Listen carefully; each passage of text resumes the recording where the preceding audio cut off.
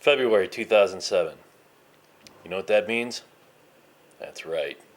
It's 50th anniversary at Lo-Fi St. Louis. That's right, we've been at it 50 years. February 1957. I bet you didn't know that there's been video on the internet that long. Well, I'm lying. It's only been 2 years. But, you know, sometimes it feels like 50. Cheers.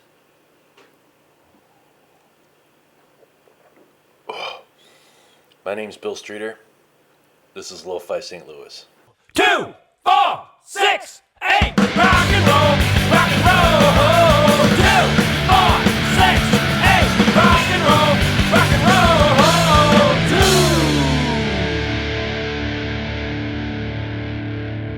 2. Well, it looks like it's collector week on Lo-Fi St. Louis. I have 2 videos this week about local collectors.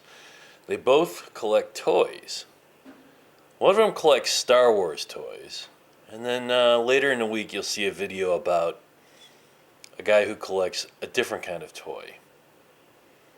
Of the Apple variety. Macintoshes to be exact. But first, tonight I bring you a video about a local artist by the name of Coyote. He is an illustrator.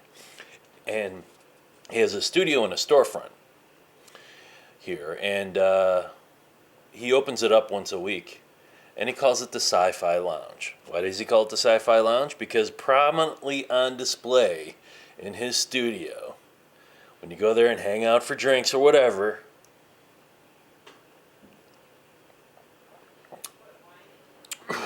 is his Star Wars toy collection.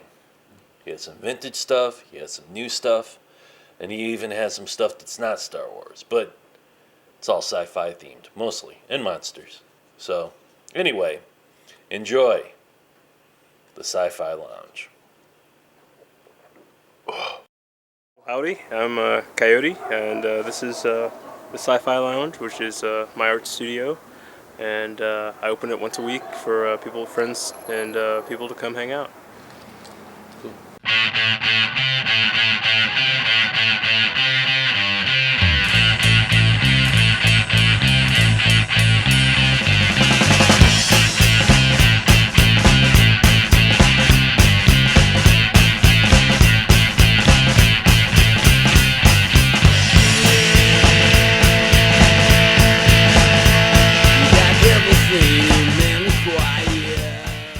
This is my art studio, so I do illustrations, I do other things, but my hobby is to collect toys.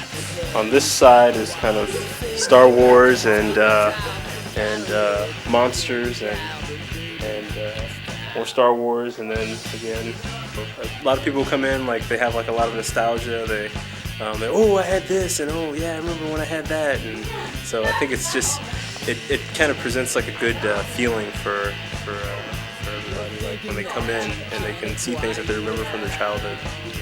When I was a kid, my parents used to give me Star Wars stuff, like the original stuff, and I had a good number of the figures, and I had, I really liked the ships and that kind of thing. I didn't have as many of those, but when I was a kid, like I always kept them out in this front room and always played with them, always have a mess, and this one day my dad made me clean them all up and throw them in the storage room. Like 2 weeks later, the room burned down. We had like an electrical fire, and everything was lost. So after that,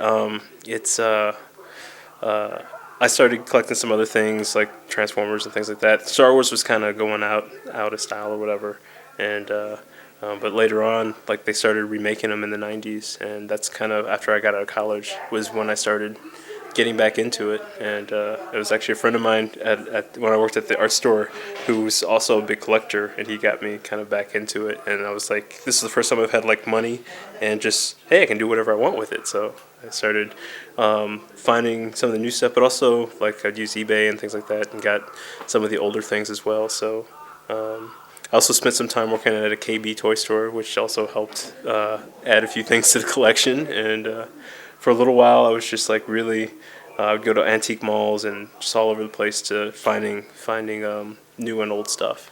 So. No, baby, in my style, yes, you walking around this town, you're like you own the place. Baby, I own the arms, you're the guy, guy here.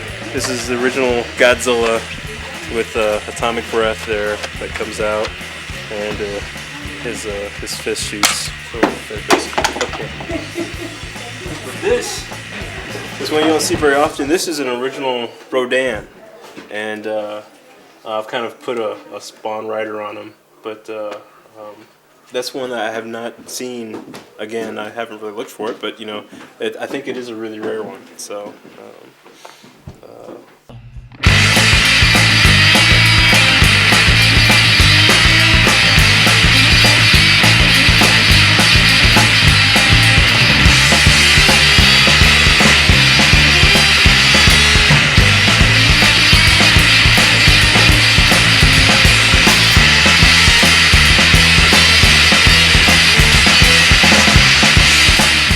Right now it's Thursday nights. I plan to do Tuesday nights also, but I open up for people to come and hang out, and you know, there's often like I play cartoons, and there's lots of conversations about whatever's going on. But yeah, I open between 8 and midnight, and You know, yeah, it's 6010 Kingsbury. It's at the corner of Kingsbury and DePere. It's just off of Forest Park. It's near WashU. I want to get into, I have some refreshments now. I want to get into having more coffee and things like that. And I also offer up Wi-Fi for people. It is kind of a mellow crowd, but you know, people just come and have a good time. While you say the words